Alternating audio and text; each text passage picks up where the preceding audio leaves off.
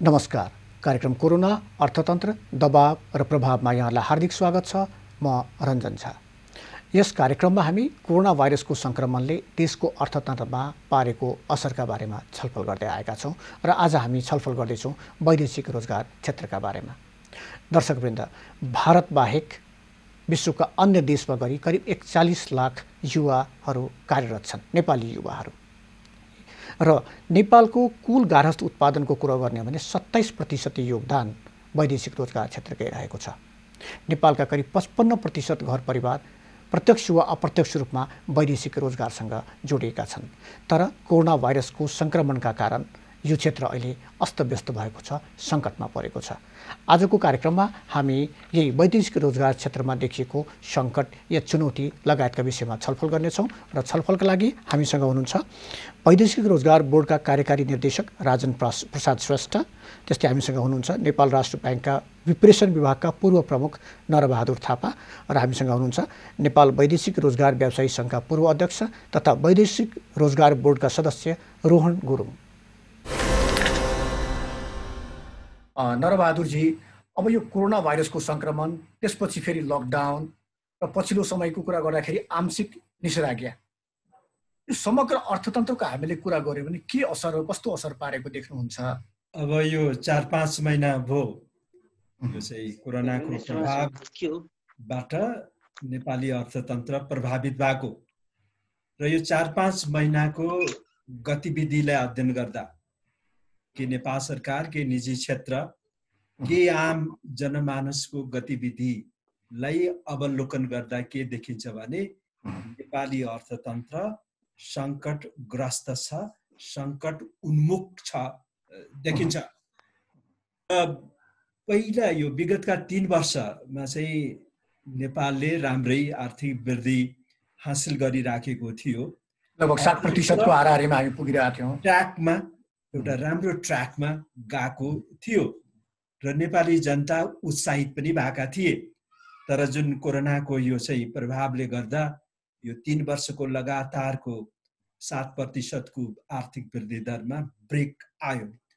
यो त ठिकै थियो, तर जुन हिसाब किताबको स्थिति अहिले नेपालमा छ, अब विश्वमा छ, खास गरी नेपालमा यसको व्यवस्थापनको सवालमा जुन इस्युजहरू आइराखेका छन्, कतै हामी अलमलमा परेर अर्थतन्त्रलाई अलिकति हामी राहत दिन सक्ने, अलिकति ट्र्याकमा ल्याउन सक्ने स्थिति हुन्थ्यो, त्यो चाहिँ कतै लम्बिने हो कि भन्ने चाहिँ त्रास देखिन्छ।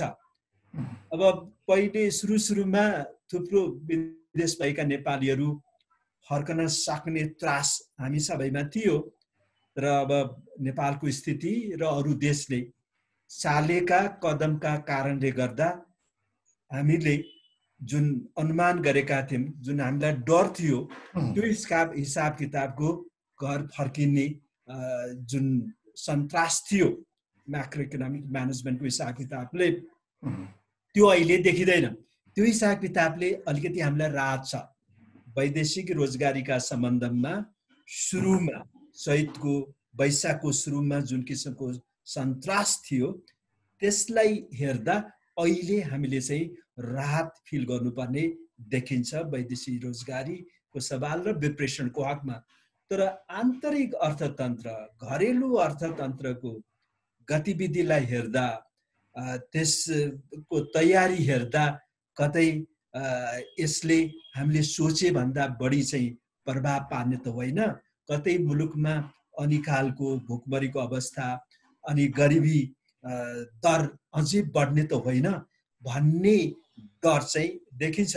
म यो किन भनिराखेको छु भने विप्रेषणको कारण समेतले गर्दा नेपालले गरिबी न्यूनीकरणमा ठुलो सफलता हासिल गरेको थियो र विश्व ब्याङ्कको भनौँ न $1.9 प्रतिदिनको जुन गरिबीको परिभाषा छ, इन्टरनेसनल डेफिनेसन अफ पवर्टी छ, त्यो हिसाब किताबले नेपालको गरिबी दर 8%मा झरेको थियो विप्रेषणको योगदानको कारणले गर्दा। तर विश्व ब्याङ्ककै 1.9 र $3.2 प्रतिदिनको आएको हिसाब किताबले गरिबीको परिभाषा गर्ने हो भने 1.9 देखि 3.2 डलर प्रतिदिनको आयको बीचको चाहिँ अन्तराल 31% देखिन्छ। त्यसैले 39% नेपालीहरूले अहिलेसम्म तपाईको 3.2 डलर प्रतिदिन आय गरिराखेको अवस्था चाहिँ छ। र यो कोरोना महामारीको कारणले गर्दा 1.9 देखि 3.2% त्यो डलर 20 को आय गर्ने नेपालीको जुन अनुपात छ 31%, त्यो कतै तल 1.9 डलर प्रतिदिनको त्यो परिभाषा भन्दा तल गएर गरिबीको दर कतै 40% पुग्ने त होइन। गरिबीको दर कतै अहिलेको 8 बाट कतै 39% पुग्ने त होइन भन्ने सन्तास चाहिँ मैले चाहिँ देखेको छु। यदि नेपाल सरकार, नेपालको निजी क्षेत्रले अलि तदारुकता देखाएन, अलिकति तयारी गरेन, अलिकति भिजन राखेन, अलिकति दूरदृष्टि राखेन, अलिकति राम्रो रणनीति अवलम्बन गरेन भने गरिबीको खाडलमा 39% पर्ने सम्भावना चाहिँ जोखिम चाहिँ बढेर गएको देखिन्छ। रोहनजी, जस्तै हामी वैदेशिक रोजगारकै हामी कुरो गरिरहेका थियौँ। वैदेशिक रोजगार गर्दाखेरि करिब 27% योगदान देशको कुल गारस्थ उत्पादनमा यस क्षेत्रको छ। अहिलेको अवस्था गर्दाखेरि विप्रेसनको अवस्था कस्तो छ र वैदेशिक रोजगार व्यवसायको अवस्था कस्तो छ? वैदेशिक रोजगार व्यवसायीहरूको चाहिँ हाम्रो जुन यो कोरोनाको महामारी सुरु भएपछि यो फागुनको 30 गतेबाट वैदेशिक रोजगारमा नेपाली कामदारहरू पठाउने श्रम स्वीकृतिका प्रक्रियाहरू चाहिँ नेपाल सरकार श्रम रोजगार तथा सामाजिक सुरक्षा मन्त्रालय वैदेशिक विभागले श्रम स्वीकृति नदिने भनी चाहिँ रोका बन्द गरेको अवस्था छ। यो अहिलेसम्म बन्द नै अवस्थामा छ, संस्थागत जाने हो। र केही महिना अगाडि चाहिँ तपाईँको व्यक्तिगत श्रम स्वीकृतिमा विधामा आएका श्रमिकहरूले त्यो मुलुकको मापदण्ड पुरा गरेर जान सक्ने श्रम स्वीकृति चाहिँ व्यक्तिगत रूपमा विधामा आएकालाई खुला गरेछ। नयाँ जाने हकमा चाहिँ अहिलेसम्म चाहिँ बन्द भइरहेको अवस्था छ।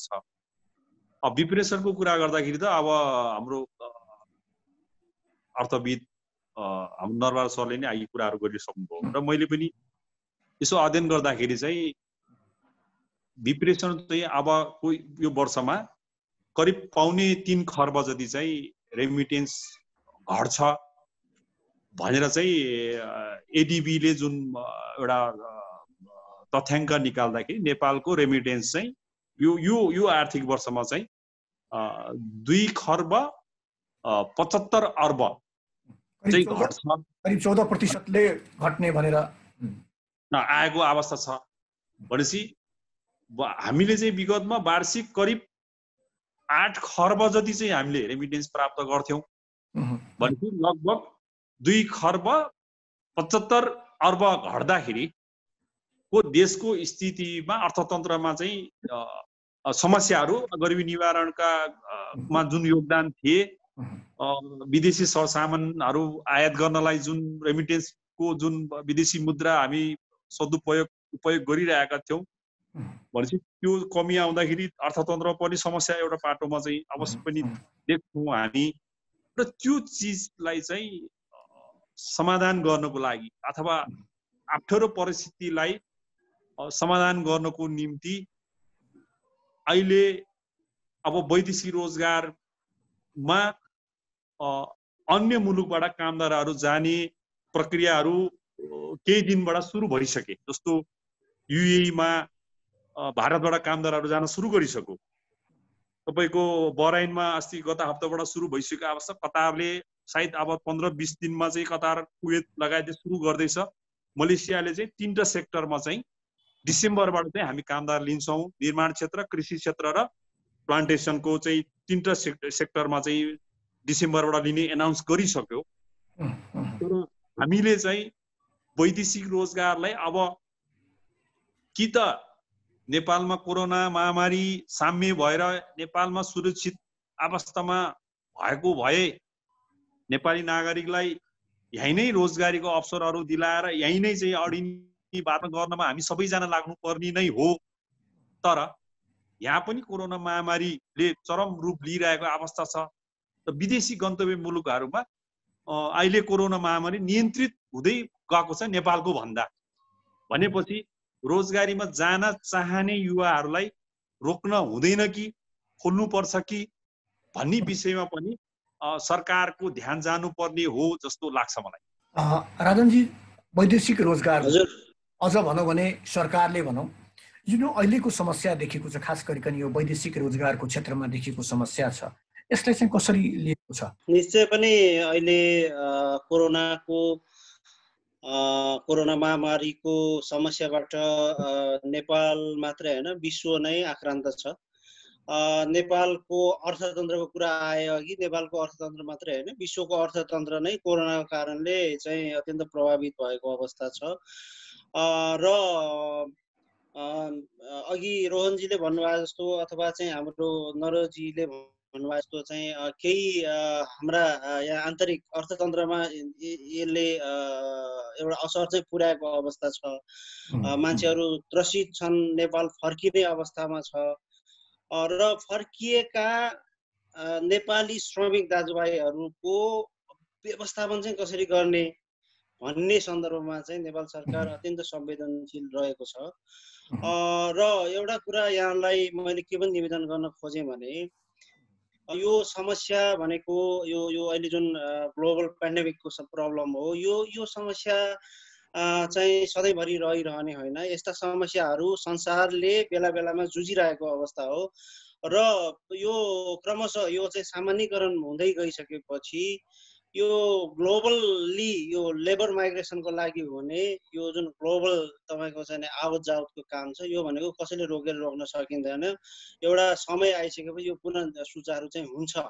र यो सुचारू हुँदै जाँदाखेरि यो दुवै आन्तरिक यो स्वदेशमा फर्किएका श्रमिकहरूलाई व्यवस्थित रूपमा राख्दै व्यवस्थापन गर्दै यो अबको चाहिँ वैदेशिक रोजगारलाई थप व्यवस्थित र सुरक्षित अझ मर्यादित चाहिँ कसरी बनाउने भन्नेतर्फ चाहिँ हामी अथवा नेपाल सरकार सचेत, संवेदनशील र यसले एउटा लर्निङ पनि दिएको छ।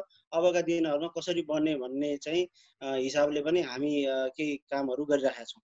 जस्तै अहिलेसम्म हामी विभिन्न देशमा भएका नेपाली श्रमिक कति जति सङ्ख्यामा हामीले नेपाल फर्काइसक्यौँ उनीहरूलाई। हुन त नाम त उद्धार भनिएको छ, उद्धार चाहिँ अहिले हामी यसको बारेमा छुट्टै कुरो गरौँ, तर अहिलेसम्म कति फर्किसक्यो होला? अहिले चाहिँ अब हाम्रो सिसिएमसीको रिपोर्टका आधारमा भन्नुपर्दाखेरि अहिले विभिन्न गन्तव्य मुलुकहरूबाट करिब अब 40-45 हजार प्लसको हारिहारीमा आइसकेको छ, स्वदेश फर्किसकेका छन्। अब यसलाई त उधारै पनि भन्नु पर्ला होइन। अब कोही आफ्नै खर्चले, कोही रोजगारदाताको, कोही चाहिँ अनेक अब त्यो हिसाबले चाहिँ नै अब फर्केका छन्। यद्यपि अब त्यो फर्किनेहरूलाई चाहिँ स्वदेशमै व्यवस्थापन गर्ने एउटा जुन चुनौती देखिएको छ, त्यो चुनौतीलाई चाहिँ सामना गरेर एउटा चाहिँ इफेक्टिभली चाहिँ यसलाई व्यवस्थित रूपमा अगाडि कसरी बढाउने भन्ने गृह कार्य हामीले गरिसकेका छौँ। र यो आर्थिक वर्षको यो सुरु, अब यो श्रावण लाग्यो, अझै पनि अब हामी कहाँ अझै यो काठमाडौँको अवस्था अझै भयावह बन्दै गइरहेको अवस्था पनि छ। नभए हामी एक्सनमै पनि जानलाई तयार थियौँ। यतातिर हाम्रो ध्यान छ। अलिकति यो सामान्यीकरण भएपछि हामी सम्भवतः यसलाई सम्बोधन गर्ने, यसलाई व्यवस्थापन गर्ने तर्फ चाहिँ हामी द्रुत रूपले अगाडि बढ्छौँ। भनेपछि तत्कालै फर्किन चाहने भनेको लगभग 1,30,000 थिए, जसमध्ये 40-50 हजार आइसके। झन्डै 90,000 जति अझै पनि तत्कालै फर्कन चाहनेहरू चाहिँ उतै छन् अहिले। हजुर हजुर हजुर, त्योभन्दा बढी पनि हुन सक्लान्। किनभने अहिलेको अवस्थामा अब अघि रोहनजीले भन्नुभयो जस्तो गन्तव्य मुलुकहरूमा अहिले कोभिडको अवस्था सामान्य हुँदै गइरहेको अवस्थामा तपाईँले भन्नुभएको 90,000को सङ्ख्या घट्न पनि सक्छ। र अब यो चाहिँ कायम रहिरह्यो र कुनै देशमा अझै अब प्रमुख गन्तव्य मुलुकहरूको कुरा गर्दाखेरि यो अवस्था अझ जटिलतातर्फ गयो भने यो सङ्ख्या बढ्न पनि सक्छ। धर्मबहादुरजी, जस्तै अघि हामीले कुरो गऱ्यौँ, रोहनजीले पनि भन्नुभयो, झन्डै 3.25 खर्बको घाटा यहाँ त्यो क्षति भएको छ यो के अरे वैदेशिक रोजगारकै क्षेत्रमा विप्रेसनलाई लिएर।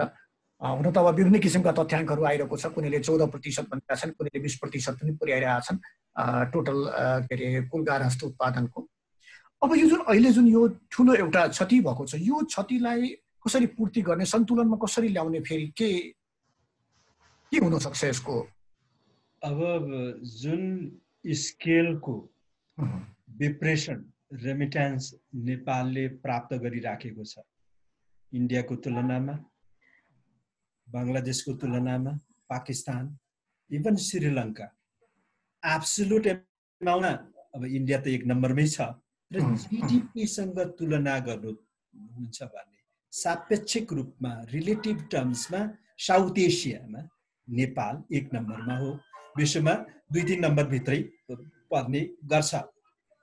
त्यो हिसाब किताबले अब 25% जिडिपीको 25% डिप्रेसन नेपालले प्राप्त गरेर तदनुरूपको विदेशी विनिमय सञ्चित, ब्यालेन्स अफ पेमेन्ट्समा चाहिँ सुरक्षित अवस्था, चालु खाता घाटाको पूर्ति र ब्याङ्क तथा वित्तीय संस्थामा तरलताको व्यवस्थापन भइराखेको र उपभोग आदि भइराखेको र नेपाल सरकारको राजस्व प्राप्तिमा ठुलो योगदान दिइराखेको थियो। अब यो चाहिँ अब झर्ला, अब 25 को ठाउँमा जिडिपीको 20-19 मा झर्ला, 21-22 तिर आउला।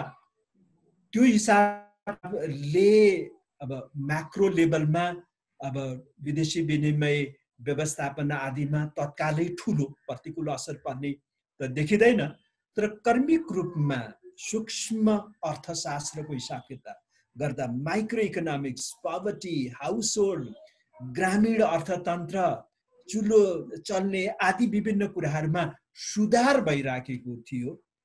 त्यसमा चाहिँ धक्का लाग्ने चाहिँ देखिन्छ। अब प्रत्येक वर्ष अब भनौँ न कहिले त 5 लाखसम्म गएका थिए, 3 लाख 4 लाख गइराखेको अवस्थामा अब ठ्याक्कै यो चाहिँ रोकियो। रोकिँदा अब यसले अब तुलनात्मक हिसाब किताबले क्रमिक रूपमा जो सुधार भइराखेको थियो त्यसमा चाहिँ हठात रोकियो, तदनुरूपको प्रभाव पर्ने नै देखिन्छ। र नेपालले यसबाट केही लाभ लिन पनि सक्थ्यो। स्वदेशमै रोजगारी दिएर जिडिपी कुल ग्राहस्थ उत्पादन बढाउने, कृषिमा आत्मनिर्भरता हासिल गर्ने, अर्थतन्त्रको आधुनिकीकरण गर्ने र मुलुकमा लेबर सर्टेज भएको कारणले जुन व्यवधान भइराखेको थियो त्यसमा सुधार आउने जुन लाभ थियो त्यो लाभबाट नेपाल त्यो लाभ लिन सक्थ्यो। तर अब बजेटमा मौद्रिक नीतिमा केही कुराहरू त आएका छन्, तर हामी कार्यान्वयनमा अत्यन्त कमजोर भएको, कार्यान्वयनमा एकदम फितलो भएको कारणले नेपाली जनता, वैदेशिक रोजगारसँग जोडिएका नेपाली जनता अलपत्र पर्ने, उनीहरू मारमा पर्ने देखिन्छ। तर समग्रमा टोटालिटीमा म्याक्रो इकोनोमिक म्यानेजमेन्ट भन्छौँ नि, त्यो हिसाब किताबले ठुलो असर पर्ने त देखिँदैन, किनभने माग त घटिरहेछ, आयात त घटिराखेको छ। त्यसैले शोधनान्तर उल्टै बचतमा हुने, विदेशी विनिमय सञ्चित बढ्ने जस्ता सूचकहरू आउने, म्याक्रो इकोनोमिक म्यानेजमेन्टमा कुनै ठुलो चाहिँ प्रतिकूल असर नपर्ने। तर माइक्रो इकोनोमिक्स, गरिबी, ग्रामीण अर्थतन्त्रको सुधार र इन्कम इनइक्वालिटिजमा सुधार डिप्रेसनले चाहिँ गरिराखेको थियो, सरकारलाई सघाइराखेको थियो। त्यो सरकारको त्यो प्रयास, सरकारको त्यो सफलतामा चाहिँ ठेस पुग्ने र गरिबी चाहिँ बढ्ने र अब यो चाहिँ आम्दानीको खाडल अझै फैलिने चाहिँ देखिन्छ। अब सामाजिक र आर्थिक तपाईको अलिकति क्राइसिस, अलिकति त्यहाँ समस्या चाहिँ सामाजिक समस्या अनि आर्थिक समस्या हुँदा हुँदा राजनीतिक समस्या पनि आउन सक्ने हुन्छ। त्यो पाटो चाहिँ नेपालको लागि महत्त्वपूर्ण छ। यद्यपि लाभ लिने कुरामा, यसबाट फाइदा लिने कुरामा हामी चुक्छौँ कि भन्ने डर मलाई चाहिँ लागिराखेको छ। सरकारले लिड गरेन, नेतृत्व लिएन भने मौद्रिक नीति जतिसुकै राम्रो भए तापनि निजी क्षेत्रले पहल कदमी गर्दैन, पुँजी निर्माणमा ऊ सक्रिय हुँदैन।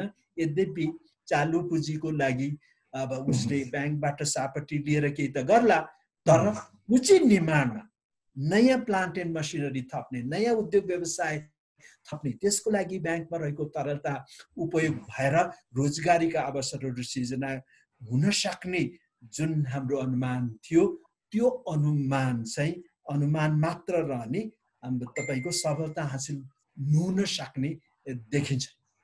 रोहनजी, यो अब अहिलेको अवस्था गर्दाखेरि वैदेशिक रोजगारमा रहेको ठुलो सङ्ख्यामा नेपालीहरूको रोजगारी छुटेको छ, कतिपयको अब छुट्नेवाला छ भनौँ। यस्तै कतिपय घर फर्कन चाहन्छन्, घर फर्कन चाहे पनि उनीहरू आउन सकेका छैनन्।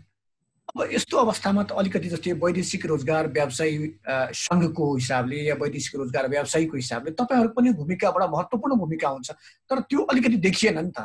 सरकारको त देखिएन, तपाईँहरूको पनि देखिएन, किनकि तपाईँहरूले त पठाउनु भएको हो, एउटा जिम्मेवारी हुन्छ, तर त्यो त्यति देखिएन। किन होला यस्तो? वास्तवमा चाहिँ यो के हो भन्दा आजको हजुरको यो गरिमामय चाहिँ जुन टेलिभिजन मार्फत हाम्रो चाहिँ वैदेशिक रोजगार बोर्डको कार्यकारी निर्देशक हाम्रो राजनजी समेत यहाँ विशेष यहाँ भइरहँदाखेरि मैले जस्तो कि व्यवसायले जिम्मेवार लिएन भन्ने विषयको कुरामा हामी पेसा व्यवसाय कसरी गर्छौँ, कसरी चल्छौँ भन्दाखेरि वैदेशिक रोजगार ऐन 2064, वैदेशिक रोजगार नियमावली 2064 लगायत नेपाल सरकारले विभिन्न मितिहरूमा बनाएका निर्देशिका कार्यविधि लगायत भित्र पेसा व्यवसाय गर्ने हो। अब वैदेशिक रोजगार ऐन 2064 को दफा 75 मा स्पष्ट के व्यवस्था गरेको छ भन्दाखेरि गन्तव्य मुलुकमा नेपाली श्रमिकहरू रहेको मुलुकमा युद्ध, महामारी, प्राकृतिक विपत्ति भएमा कूटनीतिक नियोग अथवा श्रम सहचारी मार्फत उहाँहरूलाई रेस्क्यु गर्ने र त्यो रेस्क्यु गर्ने कुरामा पनि के छ भन्दाखेरि वैदेशिक रोजगार बोर्डमा विदेश जाने 3 वर्षभन्दा कम करारमा जानेले 1500 रुपियाँ तिर्नु पर्यो, 3 वर्षभन्दा बढी करारमा जानेले 2500 रुपियाँ तिरेर जानु पर्यो भनेपछि त्यो रकम अहिले लगभग 5.5 अर्ब जति चाहिँ पैसा त्यहाँ दिनु भएर बसिहाल्छ भनेपछि त त्यो कोष किन खडा गरेको हो भन्दाखेरि कुनै कामहरू रेस्क्यु गर्नको लागि, क्षतिपूर्ति दिनको लागि, राहत दिनको लागि र नियमावलीको दफा 26 मा स्पष्ट के भनेको छ भन्दाखेरि गन्तव्य मुलुकमा रोजगारी गुमाएर अल्पत्र परेका नेपाली श्रमिकलाई उद्धार गरी सुरक्षित गृहमा राख्ने भनेर चाहिँ त्यो व्यवस्था गरेको छ भनेपछि हामीले हिजो ऐन बनाउँदा पनि महामारी भन्ने शब्द त थियो नि त। अहिले पेन्डेमिक जो यो कोरोना भाइरसको जुन आयो, यो बेलामा यस्तो महामारी आउँदा पनि चाहिँ यो पैसाले चाहिँ व्यवस्थापन गर्ने भनेर कोष खडा गरेको भनेपछि त्यो रकम, त्यो नियम कानुन अथवा ऐन नियमावलीमा भएका व्यवस्थाहरू यी गन्तव्य मुलुकमा रहेका नेपाली श्रमिकले कतिको चाहिँ राख्दा कतिको उद्धार गर्यो त बोर्डले, कि चाहिँ त्यो नियम कानुनै राख्न हुने थिएन?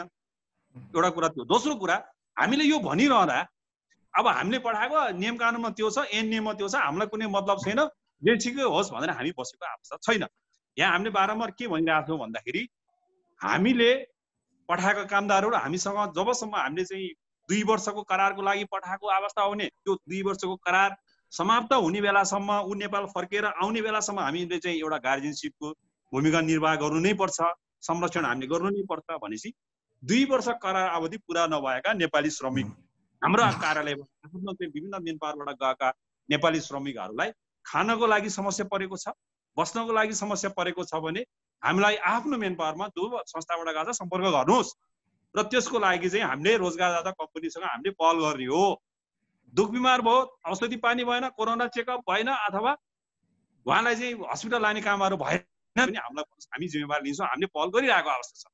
र अर्को पार्टबाट के हो भन्दाखेरि यहाँ रेस्क्यु गरेन अथवा आउन सकेन भन्ने खालका विभिन्न सामाजिक सञ्जालमा र मिडियामा आइरहने कुरा के हो भन्दा जो भिजिट भिजामा गएको थिए हिजो अथवा जो हिजो लामो समयदेखि चाहिँ अवैधानिक तरिकाले लुकी छिपी काम गरिरहेका थिए उनीहरूको चाहिँ भिजामा बसेको होइन, उसको त स्पोन्सर हुने कुरा नै भएन। उनीहरू त ओभरस्टे इलिगल बसेको मान्छेको स्पोन्सर हुने कुरा भएन र ती इलिगल बसेको व्यक्तिको पछाडि पठाउने मेन पावर पनि हुने कुरै भएन भनेपछि त्यस्ता व्यक्ति धेरै अल्पत्रमा परे। त्यो कुरा चाहिँ अब जोडिँदा के चाहिँ मेन पावरले जिम्मा लिएन भन्ने खालको कुराहरू र हामीले चाहिँ एउटा चाहिँ सामाजिक उत्तरदायित्व समाजमा हामी पनि यही समाजमा बसेपछि हामीले यो कोभिडको कोरोनाको कारणले वैदेशिक रोजगारबाट फर्किएका युवालाई अहिले चाहिँ 7वटा प्रदेशमा पठाउनलाई यहाँ चाहिँ होल्डिङ सेन्टरको चाहिँ काठमाडौँमा व्यवस्था गरेका छ।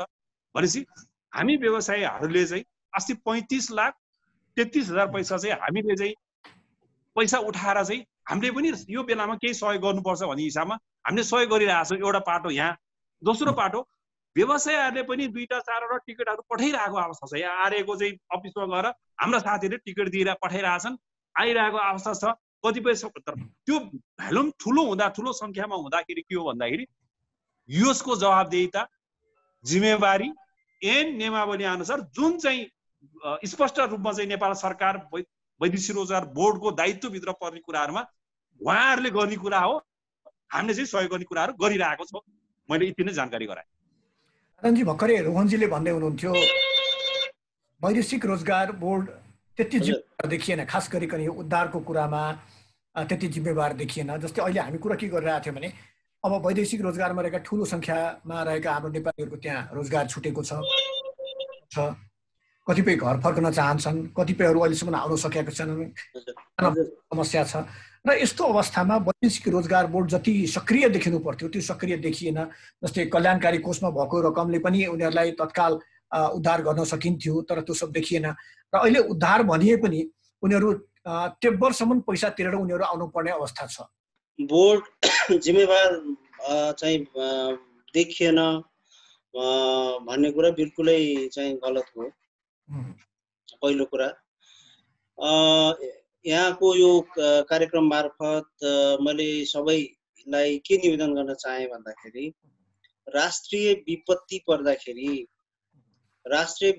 पर्दा सामना गर्ने भनेको सरकारी मात्रै होइन, निजी क्षेत्र लगायत जति पनि छन्, अब स्वयं नागरिक सबैले मिलेर यो विपत्तिको सामना गर्ने हो। यस्तो विपत्तिमा ऐनको एउटा दफा र धारा उपधारालाई लिएर पन्छिन चाहिँ मिल्दैन भन्छु म। त्यही कारणले अब हामीलाई पनि अलिकति यो उद्धार गर्ने प्रक्रिया, उद्धार गर्ने सिलसिलामा हामीलाई पनि अलिकति समस्या परेको थियो। बोर्डलाई परेको थियो। नेपाल सरकार अब क्याबिनेटबाट चाहिँ नै कोषको प्रयोग गरेर उद्धार गर्ने निर्देशिका आइसकेका छ। र निर्देशिका आइसकेपछि निर्देशिकाको स्पिरिट के हो भन्दाखेरि यस्तो विपत्तिमा नेपाल सरकार मात्रै होइन, निजी क्षेत्र लगायत स्वयं जाने कामदारहरू र नियोग, खास गरिकन नियोगलाई जिम्मेवार बनाएर जिम्मेवार बनेर चाहिँ अगाडि बढ है भन्ने स्पिरिटमा त्यो चाहिँ आएको छ, निर्देशिका आएको छ। निर्देशिका आइसकेपछि हामीले नियोगसँग चाहिँ सम्पर्क गरेर अब त्यो त्यसरी चाहिँ फर्किन अल्पत्र परेर फर्किन चाहिरहेका नेपाली श्रमिकहरूलाई टिकट किन्नको लागि रकम पठाउने काम प्रक्रिया अगाडि बढाइसकेका छ। अब बोर्डको यो चालु आर्थिक वर्षको कुरा गर्दाखेरि यसले 3वटा मुख्य काम चाहिँ अहिले गर्दैछ। तपाईँको कार्यक्रम मार्फत म सबैजना निवेदन गर्न चाहे। एउटा त यसले नियमित गर्ने यो चाहिँ श्रमिक कल्याणकारी पाटोहरू छ। मृत्यु हुँदाखेरि 7 लाख दिने, उसका चाहिँ बालबच्चाहरूलाई छात्रवृत्ति दिने, अङ्गभङ्ग हुँदाखेरि चाहिँ क्षतिपूर्ति दिने, त्यसपछि आएर चाहिँ स्वास्थ्य उपचार खर्च लगायतका यावत नियमित कामहरू त गर्न नै पर्छ। योदेखि बाहेक अब कोभिडको कारणले रोजगारी गुमाएर अल्पत्र परेका श्रमिकहरूलाई नेपाल फर्काउनको लागि यसले चाहिँ बोर्डले आफ्नो चाहिँ बजेट स्वीकृत गरिसकेका छ, निर्देशिका आइसकेका छ। हामी अब चाहिँ नै त्यो रकम पठाउने काम सुरु गरिसकेका छौँ। एउटा पाटो भने अर्को चाहिँ आइसकेपछि मैले अहिले पनि यहाँलाई भने समस्यामा परेर फर्किसकेका नेपाली श्रमिक दाजुभाइ दिदीबहिनीहरूलाई कसरी व्यवस्थित गर्ने त? किनभने बेरोजगार संख्या त अझै बढ्दै जाने भयो। कतिपयसँग त पैसा पनि छैन, फर्किँदाखेरि सबै सकिसकेको छ। सामाजिक राजनीतिक अवस्थाहरू आउला, त्यसलाई सम्बोधन गर्नको लागि बोर्डले आफ्नो अब जति सीमित स्रोत साधन छ त्यसको परिधिभित्र रहेर अब समस्यामा परेर फर्केका श्रमिक दाजुभाइ दिदीबहिनीहरूलाई लक्षित गरेर पुनरीकरण कार्यक्रम पनि सञ्चालन गर्ने भनेर कार्यक्रम चाहिँ सबै स्वीकृत भइसकेका छ। अब यो कोभिडकै अब यो हामी नर्मलाइज नभएकोले, अब सामान्यकरण नभएकोले हामी अगाडि बढ्न नसकेको मात्रै हो, नभए हामी यसमा अगाडि बढिसक्ने थियौँ। यो 3वटा विषय उताबाट फर्काउने, उद्धार गर्ने त्यसपछि आएर फर्किसकेकालाई पुनर्एकीकरण गर्ने, सामाजिक आर्थिक पुनर्एकीकरण गर्ने र नियमित कल्याणकारी सेवाहरू प्रदान गर्ने, यही तीनटा कुरामा अहिले बोर्ड एकदमै संवेदनशील भएर फोकस भएर लागि परेको छ। राजनजीले भनेको कुरा एकदम बिल्कुलै ठिक हो, तर एउटा समस्या के भयो भने यदि हामीले हेऱ्यौँ भने चैत 11 गते सरकारले लकडाउन गर्यो, त्यस अगाडि नै बाहिर समस्या देखिसकेका थियो र चैत्र 11 देखि अहिलेसम्मको हामीले कुरा हेर्दाखेरि झन्डै 5 महिना भयो। हामीले योजना बनाउन काम गर्नमा अलिकति ढिलाइ गऱ्यौँ, अलिकति मात्रै धेरै ढिलाइ भइसक्यो, त्यो मात्रै भन्न खोजेको। र अहिले म नरबहादुरजीका अहिले आउन चाहन्छु। नरबहादुरजी, अहिले ठुलो सङ्ख्यामा युवाहरू देश फर्किएका छन् फेरि। अब अवसरको रूपमा पनि यसलाई लिन सकिन्छ, अनि कतिको देख्नुभयो सरकार चाहिँ कतिको गम्भीर पाउनु भएको छ कि यो अवस्थालाई ठिकै छ, युवाहरू फर्किए, उनीहरूसँग केही सिप छ, केही पैसा पनि होला, यसलाई प्रयोग गर्नको लागि सरकारसँग कुनै योजना त्यस्तो देख्नुभयो? अब यसमा सरकारले दुई किसिमको चाहिँ एप्रोच लिएको देखिन्छ।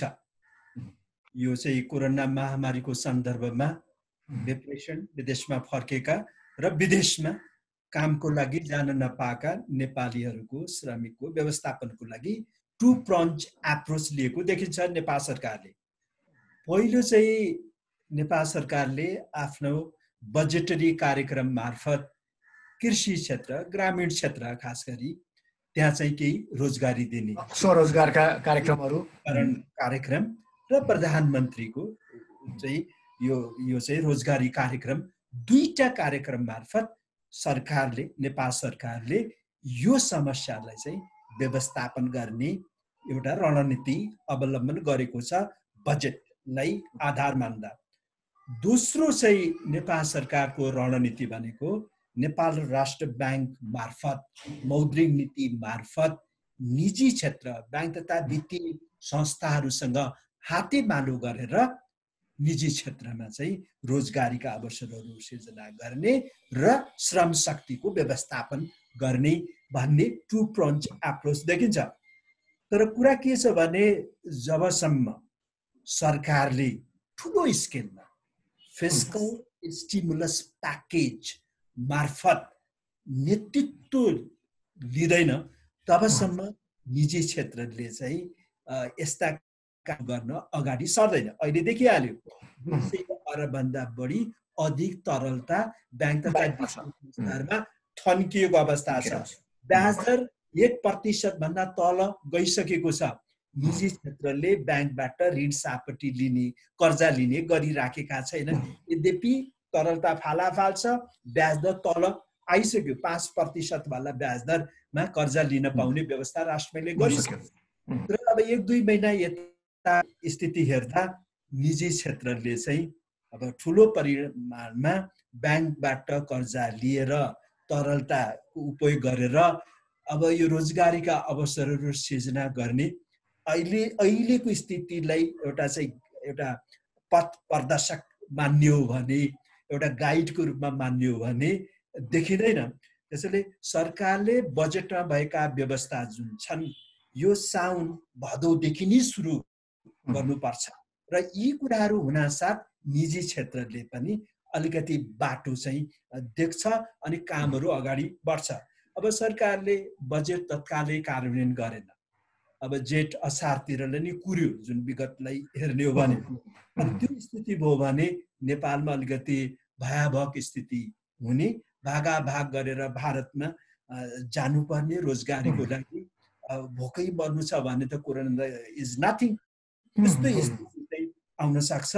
अब सरकारले जुन प्रयास गरेको छ, जुन टु प्रन्च एप्रोच दिएको छ, यसको कार्यान्वयनको लागि दबाब दिने कामहरू सिभिल सोसाइटीले गर्नुपर्छ, सम्बन्धित सङ्घ संस्थाले पनि गर्नुपर्ने हुन्छ। वैदेशिक यो रोजगारी सङ्घ जुन छ त्यसले पनि यी सवालहरूमा चाहिँ अलि दबाब दिएर यी कामहरू चाहिँ फत्ते गर्नुपर्छ जस्तो मलाई लाग्छ।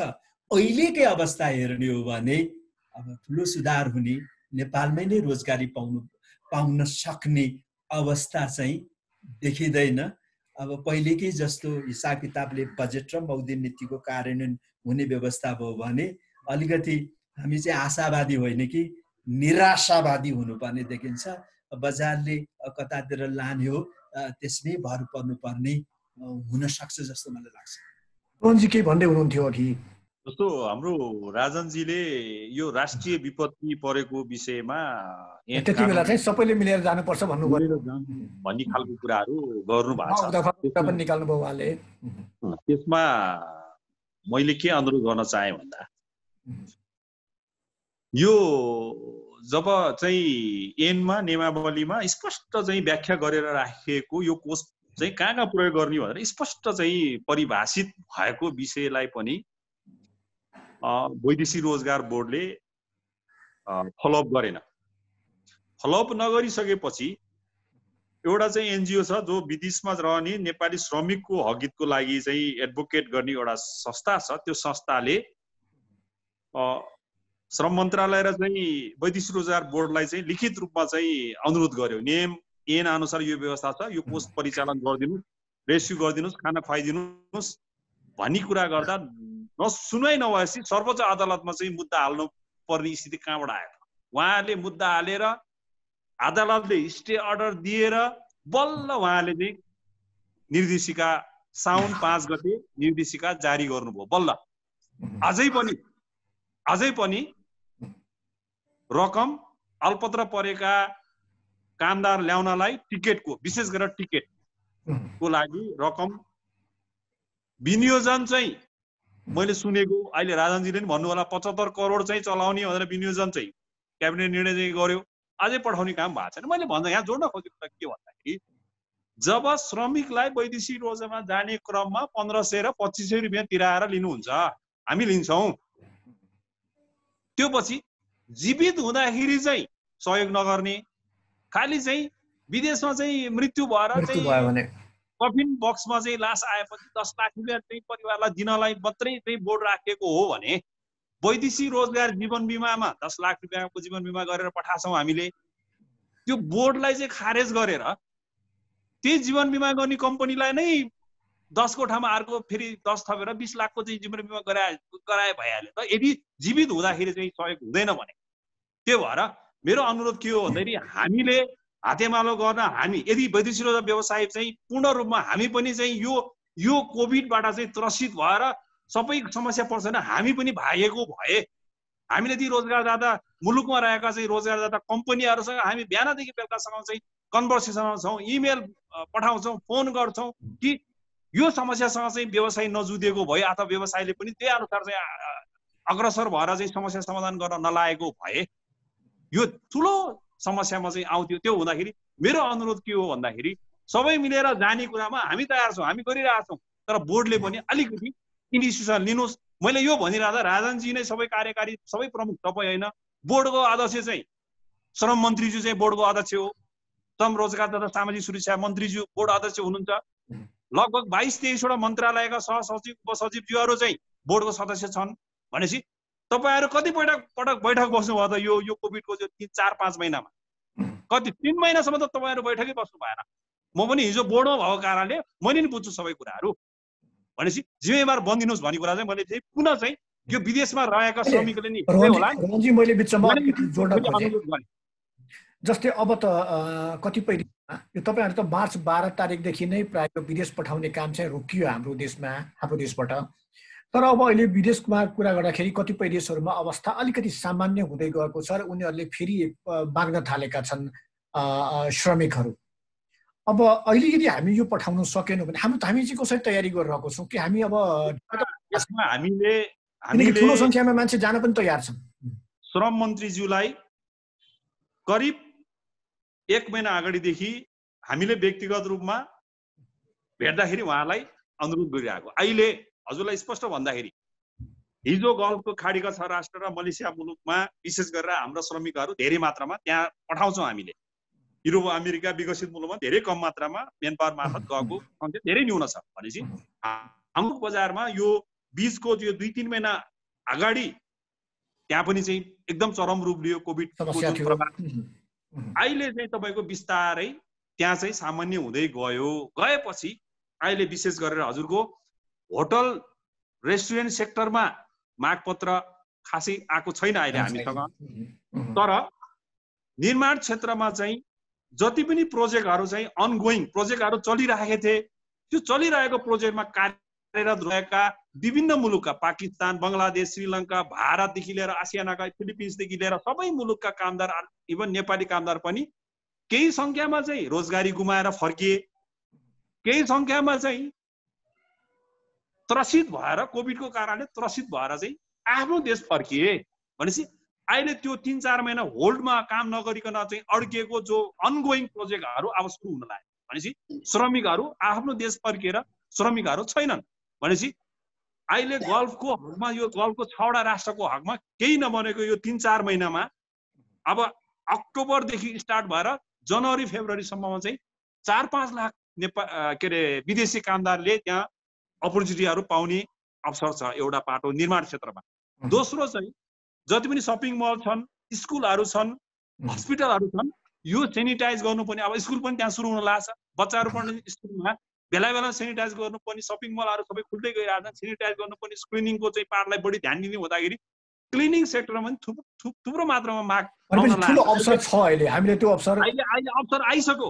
कम्पनीहरूले सोधिरहेछन् तिम्रो देशमा कहिलेबाट कामदार पठाउनलाई कहिलेबाट खुला गर्छ, र त्यसको लागि हामीलाई चाहिँ 72 घण्टा अगाडि चाहिँ PCR चेक जाँच गरेर पोजिटिभ आएको चाहिँ रिपोर्ट चाहियो, र यहाँ आएर चाहिँ आफ्नो मुलुकमा आएर चाहिँ 14 दिन क्वारेन्टाइनमा बस्नलाई एग्री भएको कामदार हामी लिन तयार छौँ। कहिलेबाट खुला हुन्छ? तिम्रो देशको जुन जुन खाडी र चाहिँ मलेसियामा रहेको दूतावासले अहिले मागपत्र प्रमाणीकरणको काम चाहिँ बन्द गरेर बस्नु भएको छ उहाँहरू। भनेपछि अहिले हामीले यो तत्काल यो 1 महिनाभित्रमा चाहिँ नेपाली कामदार पठाउनको लागि जो प्रोसेस प्रक्रियामा हामी अगाडि जान सकेनौँ भने यी रोजगारदाता कम्पनी जो 4-5 लाख गल्फमा चाहिएको चाहिँ जुन अवस्था छ, यो सबै अन्य मुलुकबाट चाहिँ कामदार लैजान्छन्। हामी 2-3 महिनापछि खोल्छु भनेर जाँदाखेरि बजारमा अलरेडी अरू नै मुलुकका कामदारहरूले चाहिँ प्रवेश गर्ने बाटो खुलिसकेपछि हामी पुग्दाखेरि यो सम्भावना अवसरमा चाहिँ हामी एकदमै चाहिँ ढिलो हुन्छौँ। त्यो हुँदा अहिले देशमा चाहिँ पनि बेरोजगारी समस्या भएका, रोजगार पाइरहेको युवाहरू बेरोजगार भए भनेपछि वाइ हामीले चाहिँ यो टाइममा चाहिँ फेरि चाहिँ जानै बाटो समयमा खोलिदिनु पर्छ भन्ने चाहिँ मलाई लाग्छ। राजनजी, जस्तै यो जुन अहिले रोहनजीले भर्खरै कुरा निकालिरहनु भएको थियो, जस्तै अब कतिपय खाडी मुलुकबाट त्यहाँ अवस्था चाहिँ सामान्य हुँदै गयो भन्ने कुरा पनि आयो र त्यहाँबाट माग पनि आइरहेको छ। हुन त कोरोनाको सङ्क्रमण अझै पनि फैलिने अवस्थामै छ, तर यदि वैदेशिक रोजगारलाई हामीले साँच्चै नै धेरै महत्त्व दिएको छौँ, हुन पनि दिनु पनि पर्ने हो, किनकि 27% भन्दा बढी यदि कुल गारास उत्पादनमा त्यसको योगदान छ भने निश्चित रूपमा त्यो हाम्रो लागि धेरै महत्त्वपूर्ण छ। यो बाध्य रहर भन्दा पनि बाध्यात्मक एउटा परिस्थिति हो कि हामीले आफ्नो युवा त्यहाँ पठाइरहनु भएको छ। अब यो भिसा जसको आइसकेको छ या यस्तो किसिमको माग आइरहेको छ, यस्तोलाई पठाउनमा अब किन ढिलाइ? अब यो त नेपाल सरकारले निर्णय गर्ने कुरा हो। वैदेशिक रोजगार बोर्ड भनेको वैदेशिक श्रम स्वीकृति लिएर वैदेशिक रोजगारमा जाने नेपाली श्रमिकहरू र ती श्रमिकका परिवारहरूको कल्याणकारी कामको लागि, त्यो उद्देश्यको लागि स्थापना भएको चाहिँ नेपाल सरकारको एउटा निकाय हो। अब यसलाई श्रम स्वीकृति खोल्ने जुन कुरा तपाईँले भन्नुभयो, यो विभाग, वैदेशिक रोजगार विभाग, श्रम मन्त्रालय, नेपाल सरकारको ले नीतिगत निर्णय गरेर चाहिँ गर्नुपर्ने कुरा हो। यद्यपि यहाँले अब विभिन्न यो मिडिया मार्फत सुन्नु पनि भयो होला, पुनः श्रम स्वीकृति विधामा आएकाहरूलाई पुनः श्रम स्वीकृति चाहिँ दिएर PCR गराएर यो चाहिँ गराएर श्रम स्वीकृति दिएर त्यो पठाउने काम त सुरुवात त गरिसकेका छ नेपाल सरकारले अथवा विभागले, यो जुन ताचल कार्यालयले यो काम त सुरु गरिसकेका छ। अब नेपाल सरकारले सबै समग्र स्थिति मूल्याङ्कन गरेर, मलाई लाग्छ मैले अघि पनि भने, यो अन्तर्राष्ट्रिय आप्रवासन, यो आवत जावतको काम भनेको चाहिँ कसैले रोकेर रोक्न सक्ने स्थिति होइन।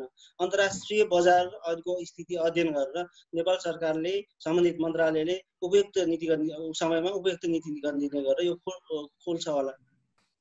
नरबहादुरजी, जस्तै अहिले जुन ठुलो सङ्ख्यामा जुन हाम्रा युवाहरू फर्किएका छन्, यिनीहरूलाई व्यवस्थापन चाहिँ कसरी गर्न सकिन्छ? एउटा अर्थविदको हिसाबले के भन्न सकिन्छ? अब अहिले सबैले कृषि भनिराखेको अवस्था चाहिँ छ। कृषि नै हो माई बाफ भन्ने कुरा आइराखेको चाहिँ छ। तर मलाई कृषिले धेरै नेपालको धेरै जनशक्ति, श्रम शक्तिलाई एब्जर्ब गर्ला जस्तो मलाई लाग्दैन। त्यसैले सरकारले यो श्रम शक्ति, यो चाहिँ डेमोग्राफिक डिभिडेन्डको अवस्था पनि छ, यसबाट सरकारले लाभ लिनुपर्ने पनि हुन्छ। त्यसैले कृषिका अतिरिक्त जुन क्षेत्र छन् ती क्षेत्रको आधुनिकीकरण र सबलीकरण गरेर सरकार अगाडि बढ्नुपर्छ जस्तो लाग्छ। अब धेरै वर्ष पहिले हामीले कृषिमा रहेको जनशक्तिलाई कृषि बाहिर ल्याउने कोसिस गर्यौं र त्यति सफल नहुँदै अब वैदेशिक रोजगारी आयो। त्यसमा चाहिँ हामी नेपाल सफल भएर कृषिभन्दा बाहिर ठुलो श्रम शक्तिले काम गरिराखेको नेपालभित्र नेपाल बाहिर चाहिँ छ। त्यही डिप्रेसनको कारणले शहरीकरण भएर सहर बजारमा थुप्रो श्रम शक्तिले काम पाइराखेको अवस्था चाहिँ छ। मेरो भन्नुको तात्पर्य के हो भने कृषि भनेर के सरकार के निजी क्षेत्र के बुद्धिजीवीले भनेर हामी चाहिँ नो वेयर अब हात लागे सुन्ने जस्तो अवस्थामा पुग्न सक्छौं। कृषि बाहिर कृषिका अतिरिक्त अन्य क्षेत्र जस्तै अहिले 23वटा राष्ट्रिय गौरवका आयोजनाहरू छन्। कतिपय अब कार्यान्वयनमा छन्, कतिपय चाहिँ कार्यान्वयनमा आइसकेको अवस्था छैन। यही मौका हो सरकारले चाहिँ यी 23वटा चाहिँ राष्ट्रिय गौरवका आयोजनाहरू चाहिँ काट्याउनु पर्छ। अब एकै वर्षमा 20-22 अरब 120 अरब कुनै परियोजना राष्ट्रिय गौरवको आयोजनाको लागत हुन्छ, खर्च त हुँदैन। 60 करोड 80 करोड खर्च भयो भने थुप्रो काम चाहिँ देखिन्छ। त्यसैले यस्ता चाहिँ राष्ट्रिय गौरवका आयोजनाहरू कमिसन गर्ने, त्यसलाई गति दिने काम चाहिँ सरकारले गर्नुपर्ने हुन्छ। यसका अतिरिक्त अहिले 3 तहका सरकारहरू बनेका छन् र संविधानले केन्द्रीय सरकार भन्दा प्रदेश सरकार र स्थानीय तहलाई चाहिँ विकास डेभलपमेन्टल कामहरू दिएको चाहिँ छ। त्यसैले अब सरकारले सामान्यीकरण अनुदान लगायतका व्यवस्था पनि गरेको छ। राजस्व बाँडफाँड, सामान्यीकरण अनुदान, सशर्त अनुदान मार्फत र समपूरक अनुदान र विशेष अनुदान मार्फत स्थानीय सरकार र प्रदेश सरकारलाई चाहिँ थुप्रो स्रोत हिजोको भन्दा आज दिएको अवस्था चाहिँ छ। र यदि तिनै तहको सरकारले समन्वय गरेर संविधानले जुन स्टेट पावर राज्य शक्तिको बाँडफाँड गरेको छ तदनुरूपको कार्यान्वयन गर्ने हो र तिनै तहका सरकारहरूले चाहिँ तत्त आर्थिक क्षेत्र, वाणिज्य क्षेत्र र सामाजिक जुन क्षेत्र छन्, जुन कामको जिम्मेवारी दिएको छ, ती क्षेत्रको आधुनिकीकरण, नयाँ प्रविधि भित्र्याउने र यो चाहिँ जनशक्ति चाहिँ छ।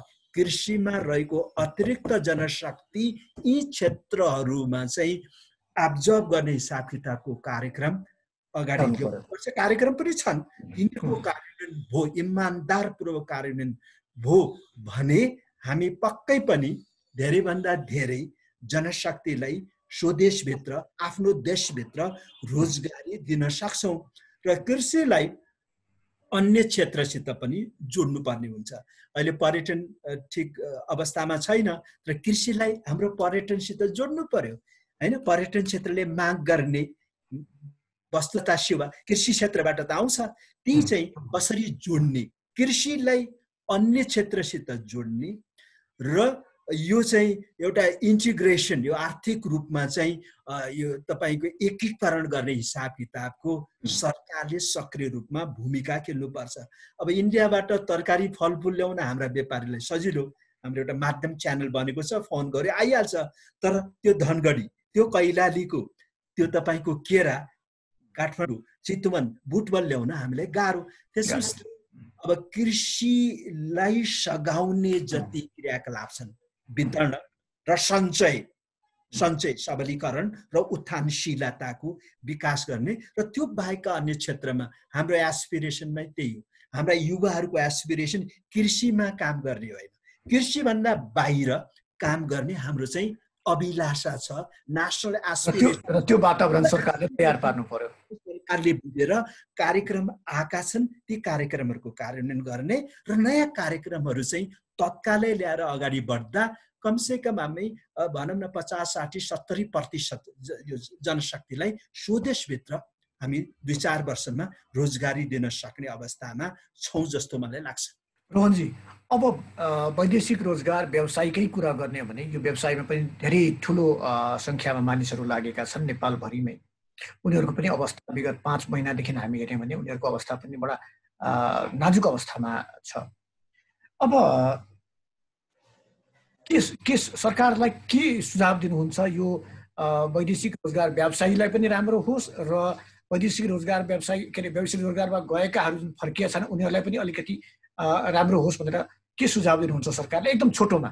यसमा भर्खरै नरबहादुर सरले जुन कुरा राख्नुभयो मैले लगभग त्यसमा एकदमै सहमत र त्यो भनिरहँदा त्यसका लागि बनाउनु पर्ने नीति नियम होलान्, पूर्वाधारहरू होलान्, संयन्त्रहरू होलान्। हाम्रो राज्य संयन्त्र यस्तै नै छ, चुस्त दुरुस्त हुन सकिरहेको छैन, प्रयासहरू भइरहेका होलान्।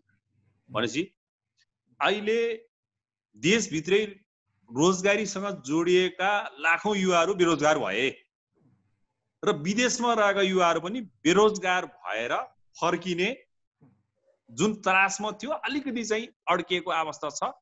र मैले यहाँ चाहिँ धेरै मन्त्रालयमा र शीर्ष नेताहरूसँग भेट हुँदाखेरि मैले बारम्बार के भनिरहेको छु भन्दाखेरि वैदेशिक रोजगार आफैमा खराब होइन। ठिक छ, देशमा रोजगारीको अवसरहरू, रोजगारीको अवस्था, रोजगारी पाउने वातावरण बनाउनको लागि सबै लागौं। त्यसमा हाम्रो तर्फबाट के सहयोग गर्नुपर्छ हामी पनि तयार छौं। र त्यो भनिरहँदा त्यो पूर्वाधार तयार नहुने बेलासम्म चाहिँ वैदेशिक रोजगारको अवसर अथवा वैदेशिक रोजगारलाई पनि हामीले चाहिँ एउटा पाइपलाइनमा राखिराख्नुपर्छ। किनभने लगभग 8 खर्ब रकमको रिप्लेसमेन्ट नहुने अवस्थासम्म हामीले वैदेशिक रोजगारलाई पनि बिगार्न हुँदैन। भनेपछि अहिले जस्तो कि कतिपय रोजगारदाता कम्पनीमा चाहिँ काम नभएको कारणले अथवा कम्पनीले चाहिँ यो कोरोनाको महामारीको कारणले मन्दी लाएर कम्पनी बन्द भयो। त्यो बन्द भएका श्रमिकहरू कति आइसक्यो होला, कति आउने प्रक्रियामा दूतावासमा लाइनमा आवेदन दिएर बसिरहेको अवस्था होला। एकदम छोटोमा कति मैले सिधिहालेँ, कतिपय कम्पनीलाई फेरि अब उसको प्रोजेक्ट सुरु हुने भयो, उसलाई कामदार चाहिरहेछ भनेपछि त्यही मुलुकमा रहेको कामदारलाई किन नेपाल आउन नखोजी रोजगारी गुमेको छ तर त्यहीँ बस्न चाहन्छ भने दूतावासले तत्काल मागपत्र प्रमाणीकरण काम खुला गरिदिउँ। त्यो भएपछि कुन कम्पनीलाई कामदार चाहिएको छ हामीलाई रेकर्ड आउँछ, कुन कम्पनीमा रोजगारी गुमेको छ त्यो पनि रेकर्ड छ भनेपछि त्यहीँ नै चाहिँ ट्रान्सफर गर्ने काम तत्काल गर्न नै रोजगारी त्यहाँ रोक्न सक्छौँ। एउटा कुरा। दोस्रो कुरा, अब पठाउँदाखेरि चाहिँ मैले बारम्बार म अध्यक्ष हुँदाखेरि मैले कुरा उठाइरहेको कुरा भने वैदेशिक रोजगार जीवन बिमा गरेर पठाए जस्तै वैदेशिक रोजगार बिमा गरेर पठाऊ। यसरी चाहिँ महामारी भयो, युद्ध भयो, भोलि यो त हामीले एउटा रेसन भोग्यौँ भनेपछि कम्तीमा भने 3 लाख 4 लाख 5 लाखसम्म रकम पाउने वैदेशिक रोजगार बिमाको चाहिँ व्यवस्था गरौँ ताकि यस्ता समस्या आउँदा टिकटको लागि बोर्डसँग गुहार्नु नपरोस् अथवा चाहिँ श्रमिकलाई आफ्नो बिमा कम्पनीले चाहिँ सबै कुराहरू व्यवस्थापन गर्छन्, आउँछन्, घरसम्म पुर्याउँछन्, क्वारेन्टाइन बस्नु पर्यो होला अथवा के होला, युद्धको बेला पनि हुन सक्छ भनेपछि रोजगार बिमाको व्यवस्था गरौँ भन्ने कुरा चाहिँ म सुझाव दिएँ। तत्काल वैदेशिक रोजगारलाई चाहिँ यदि वैदेशिक रोजगार आवश्यकता हो भने हामी तुरुन्त चाहिँ यो 1 महिनाभित्रमा चाहिँ कामदार पठाउने प्रक्रियामा चाहिँ के नीति नियम फेरि बनाउनु पर्ने, बाटो कसरी खोल्ने हो त्यो जानु पर्यो। होइन भने व्यवसायले राखेका छन् यी 50 लाख घरौटी हामीले राखेका छौँ, 4 अर्ब 27 करोड पैसा नगद चाहिँ हामीले चाहिँ बिना ब्याज 153 व्यवसायले राखेका छौँ। यो सबै पैसा चाहिँ व्यवसायलाई फिर्ता गरिदिनुहोस्।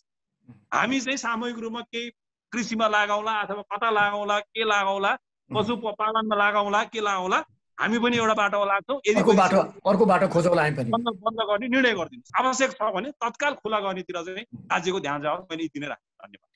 राजनजी, हामी कार्यक्रमको एकदम अन्तमा छौँ। जस्तै अब यो वैदेशिक रोजगार अघि नै हामीले कुरा गर्यौँ, यो हाम्रो रहर नभएर हाम्रो लागि बाध्यता हो एउटा, तर यो बाध्यतालाई पूर्ववत अवस्थामा फर्काउनु पनि आवश्यकता छ। अब यसलाई पूर्ववत अवस्थामा फर्काउनको लागि सरकारको चाहिँ के योजना छ एकदम छोटोमा? मैले सरकारको योजना भन्दा पनि मैले अलिकति चाहिँ यो बोर्डको तर्फ नै ध्यान आकर्षण गर्न चाहन्छु। मैले छोटोमा भने अहिलेको अवस्थामा दुईटा काम अत्यन्त गरिहाल्नुपर्ने अवस्था छ र त्यतातर्फ सरकार संवेदनशील भएर लागेको पनि छ, बोर्ड पनि लागेको छ। पहिलो काम चाहिँ अन्तर्राष्ट्रिय स्तरमा कार्यरत हाम्रा नेपाली श्रमिक दाजुभाइ दिदीबहिनीहरू जो हुनुहुन्छ उहाँ कोभिडकै कारणले अहिले रोजगार गुमाएर अल्पत्र जुन पर्ने स्थिति छ, परिरहेको छ, त्यसलाई श्रम गन्तव्य मुलुकहरूमै सम्भव भएसम्म व्यवस्थापन कसरी गर्ने भनेर चाहिँ त्यतातर्फ पनि ध्यान हाम्रो जानुपर्छ जस्तो मलाई लाग्छ। मैले सानो एउटा उदाहरण दिएँ। अहिले हस्पिटालिटी सेक्टर चाहिँ कोल्याप्स भएको छ, त्यहाँ काम कार्यरत हाम्रा श्रमिक दाजुभाइ दिदीबहिनीहरू रोजगार भने अर्कोतर्फ यो कोभिडकै कारणले तपाईँको चाहिँ यो टप ग्लोब्स जस्तो चाहिँ इन्डस्ट्रिजहरू राम्रो भएर आएका छन्।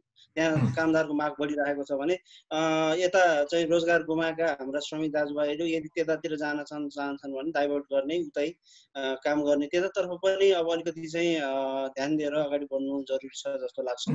एउटा उदाहरण मात्रै दिएँ, उतै श्रम गन्तव्यमूलक व्यवस्थापन गर्ने कसरी त्यतातर्फ सरकारले ध्यान दिनुपर्छ र त्यो गरिरहेको पनि छ। दोस्रो कुरा चाहिँ मैले अघि हाम्रो नरजीले भन्नुभएको कुरामा अत्यन्त म चाहिँ सहमति उहाँको कुरामा म व्यक्त गर्न चाहन्छु। वास्तवमा कोभिड आउनु अगाडि पनि अब नेपाल सरकारको नीति राज्यको नीति नै के छ भन्दाखेरि यो बाध्यतावश हुने श्रम आप्रवासनलाई न्यूनीकरण गर्दै जाने र आन्तरिक श्रम बजारमै चाहिँ रोजगारीका स्वरोजगारका अवसरहरू मार्फत राष्ट्रिय अर्थतन्त्र राष्ट्रिय विकास आर्थिक विकासलाई चाहिँ अगाडि बढाउने भन्ने जुन राज्यको चाहिँ नीति छ त्यसलाई त्यो नीतिलाई चाहिँ त्यो उद्देश्यलाई हासिल गर्नको लागि अब सबै पक्षहरू चाहिँ साँच्चै अब इमानदारपूर्वक यो कार्यान्वयन तहमा जानु जरुरी छ। योजनाहरू थुप्रै चाहिँ हामीले बनाइसकेका छौँ। यद्यपि बोर्डले पनि अब पुनरीकरण कार्यक्रम भनेर हुन त बोर्डको त्यो अघि 5 अर्ब भन्नुभयो हाम्रो चाहिँ रोहनजीले 5 अर्ब भनेको धेरै ठुलो रकम होइन, त्यसमध्येमा केही रकम हामीले पुनरीकरण कार्यक्रमको लागि भनेर चाहिँ छुट्याएका छौँ। यसरी फर्किने समस्यामा परेर फर्किने दाजुभाइ दिदीबहिनीहरूलाई नै लक्षित गरेर एउटा मोडेलको रूपमा मेहनत गर्ने हो भने र सबै निकायबाट अलिअलि सहयोग दिने हो भने स्वरोजगार हुन सक्ने वातावरण यहीँ पनि छ भनेर हामीले त्यो देखाउने प्रयास हामीले गर्दैछौँ। त्यस्ता कार्यक्रमहरू हामीले ल्याउँदैछौँ र मूलतः हामीले वैदेशिक रोजगारमा अत्यन्त निर्भर हुने चाहिँ काम चाहिँ हामीले गर्नु हुँदैन। यसलाई क्रमिक रूपमा चाहिँ कम गर्दै लाने हो र आन्तरिक श्रम बजारमै हाम्रा जनशक्तिलाई खपत गरेर राष्ट्रिय अर्थतन्त्रलाई चाहिँ राम्रो बनाउने आर्थिक विकासमा चाहिँ यो आर्थिक समृद्धितर्फ चाहिँ हामी अगाडि बढ्ने दिशातर्फ चाहिँ हामी सबै इमानदारपूर्वक चाहिँ अगाडि बढ्नुपर्ने हुन्छ भन्ने मेरो आग्रह हो सबैजनालाई। हस्, धन्यवाद। मलाई बोल्ने मौका दिनुभयो, धन्यवाद। हस्त समय संवादका लागि यहाँलाई धन्यवाद। हजुर, धन्यवाद। आजको छलफलमा हामीसँग हुनुहुन्थ्यो वैदेशिक रोजगार बोर्डका कार्यकारी निर्देशक राजन प्रसाद श्रेष्ठ, त्यस्तै नेपाल राष्ट्र ब्याङ्कका विप्रेषण विभागका पूर्व प्रमुख नरबहादुर थापा र नेपाल वैदेशिक रोजगार व्यवसायी सङ्घका पूर्व अध्यक्ष तथा वैदेशिक रोजगार बोर्डका सदस्य रोहन गुरुङ। हामी छलफल गरिरहेका थियौँ वैदेशिक रोजगारको क्षेत्रमा देखिएको समस्याका बारेमा। हस्त कार्यक्रम कोरोना, अर्थतन्त्र, दबाव र प्रभाव आजलाई यति नै। खबरभित्रको खबरको लागि हेर्दै रहनुहोला एभी न्युज खबर।